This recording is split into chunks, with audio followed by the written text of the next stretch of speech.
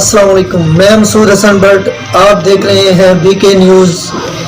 YouTube पर हमारे channel को सब्सक्राइब करें, बीके न्यूज़ प्लस HD। अब चलते हैं ब्रेकिंग न्यूज़ की।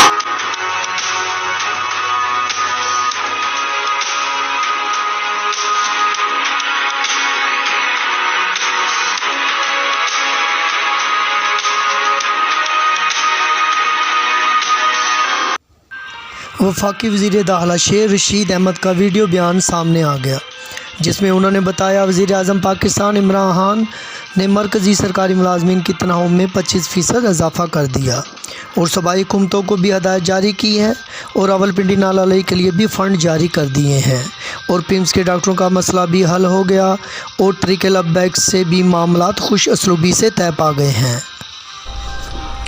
अल्हम्दुलिल्लाह वज़ीर आज़म इमरान खान साहब ने कल ग्रेड 1 से लेकर 19 तक मरकज़ी सरकारी मुलाजमीन की तनख्वाहों में 25% का इजाफ़ा कर दिया गया है और सूबों को हदायत की है कि वो भी हमारी हदायत पर अमल करने की कोशिश करें।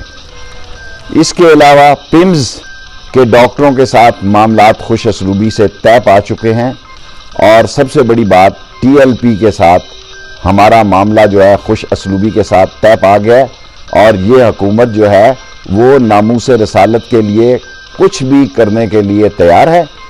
PDM ने पूरी कोशिश की कि वो सरकारी मुलाजमीन को मुश्तइल कर सकें, जिसमें वो बुरी तरह नाकाम रहे, ये जानते हुए भी कि हमारे हाथ उनकी चोर बाजारी और लूट मार की वजह से बंधे हुए थे। और कल वज़ीर आज़म ने नाला लई के लिए भी 70 अरब रुपए जारी करने के अहकामात जारी किए हैं ताकि 2 साल के अंदर नाला लई को मुकम्मल किया जाए, जो रावलपिंडी का नक्शा बदल देगा और इसके लिए फौरी तौर पर काम शुरू करने की भी उन्होंने हदायत जारी की हैं।